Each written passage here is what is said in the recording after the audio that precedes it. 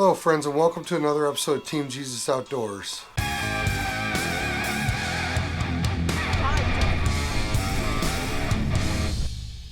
Hey guys, many of you like me, I'm sure, have been following the rumors since spring of 2019 that MLF was trying to purchase the FLW series. Well, it's finally official. MLF has closed the deal and purchased the FLW series. At this time last year, we were all basically just speculating, what is the Bass Pro Tour going to mean for the B.A.S.S and the FLW? I believe a lot of guys, including myself, were somewhat concerned that the Bass Pro Tour would be somehow harmful to B.A.S.S. I think most people who are being honest now would agree, here at the conclusion of the season, that the Bass Elites had as good a season as they've had in decades. As it turns out, there was no talent drain. B.A.S.S had a great season. They lived up to their slogan, Big Bass, Big Stage, Big Dreams. It would appear that the Bass Pro Tour barely made a dent in the B.A.S.S Elites. I expect that we will see a bunch of FLW pros leave the FLW this year and head over to the Elites. It seems that everyone I have talked to agrees the B.A.S.S had a great season this year. They hit excellent venues. They had great results at the venues they went to. It truly was Big Bass, Big Stage, and Big Dreams. You know, back in January when I was in my own head trying to decide what the Bass Pro Tour was going to do to the Elites, you know, I have to admit I was one of the guys that were somewhat concerned of a talent drain out of the Elites. And man, do I stand corrected.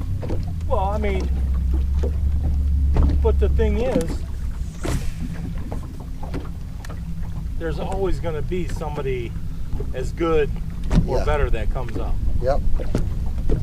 There is no less talent in the Elites today than there ever was. And today, I believe that the talent is a lot better than it was 10 years ago. I would agree with that too.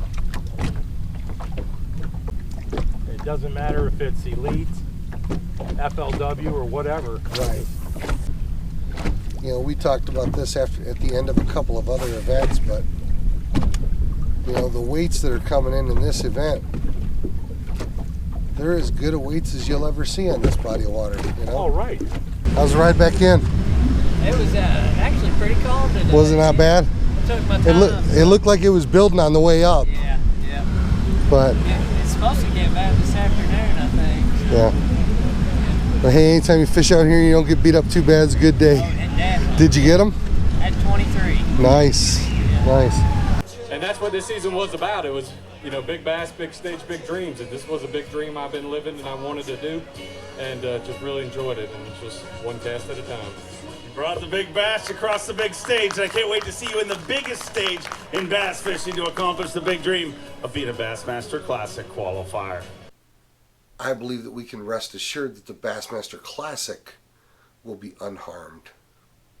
In 2020, Lake Guntersville is going to play host to the 50th Bassmaster Classic. And I believe that the 50th Bassmaster Classic will be as big as any, probably bigger than most.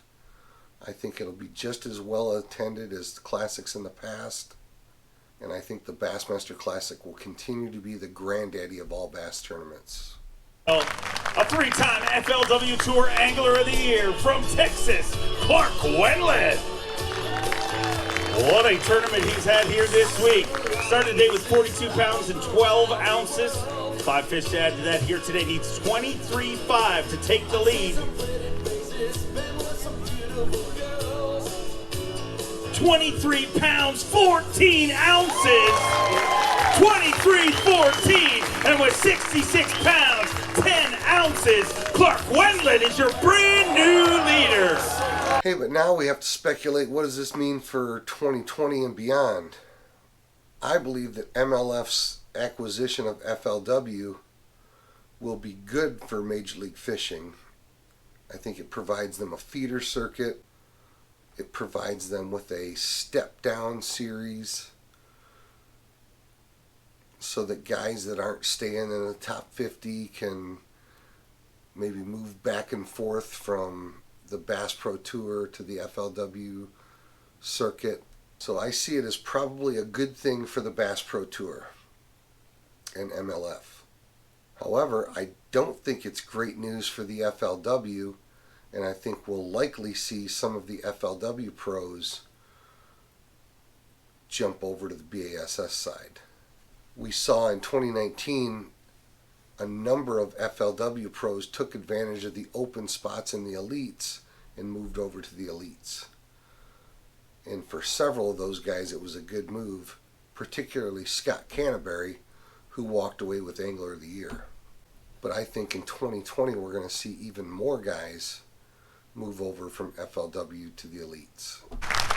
A two-time Elite Series champion, three-time TTBC champion from Huntington, Texas, Keith Combs.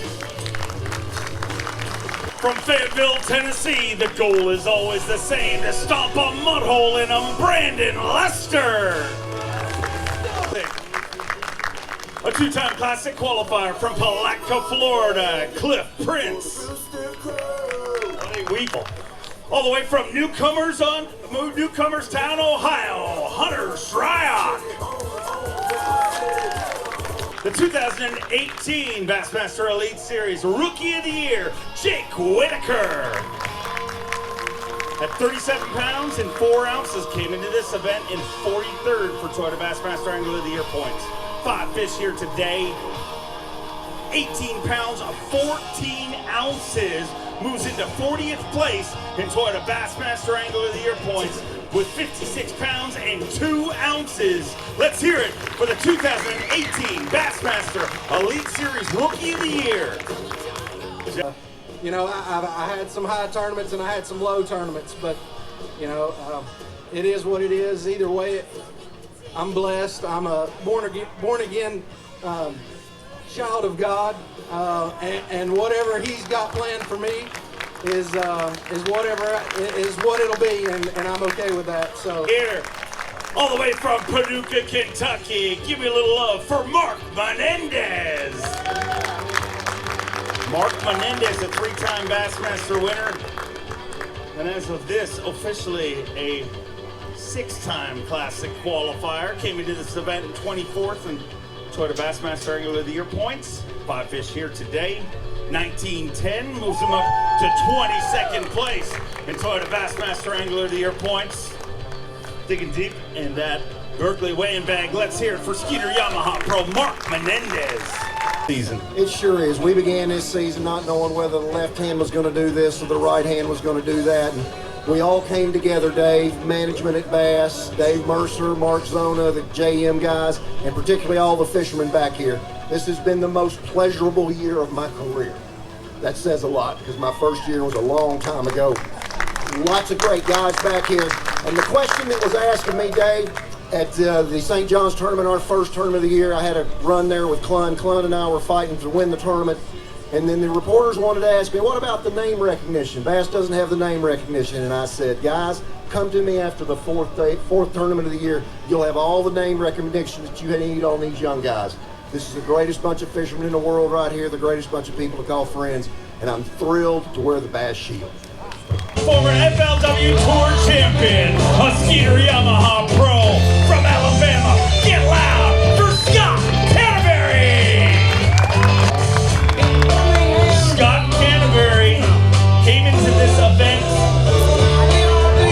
in first place for Toyota Bassmaster Angler of the Year points. If he wants to break our two-way tie, he needs to finish in 22nd or better in this tournament.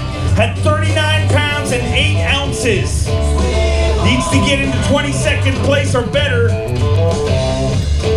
5 fish on day number 3. Toyota Bassmaster Angler of the Year Championship. 5 fish, all alive. Gonna go for a ride in our Yamaha live release boats.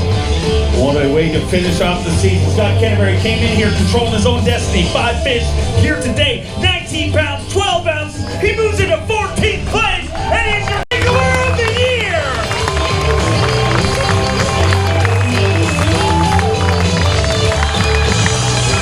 Scott Canterbury joins a league of legends, becoming a Toyota Bassmaster Angler of the Year. Last year, I predicted that Major League Fishing will eventually collapse under its own weight. I think they've built a gigantic organization that's going to be very difficult to keep funded. And now with the acquisition of the FLW, they've doubled down on their bet. However, I've yet to see any evidence of any new revenue that MLF has generated for the sport.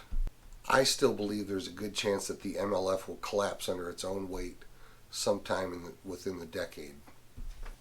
I can't even imagine how Boyd Duckett believes he can come up with enough revenue to keep feeding the beast that they have created. Hey friends, thanks for watching an episode of Team Jesus Outdoors. Hey, if you're new to the channel, I hope that you'll hit that subscribe button. I hope you'll smash that like button. Thanks for watching. Thanks for the support. God bless. Tight lines. We'll see you guys on the water.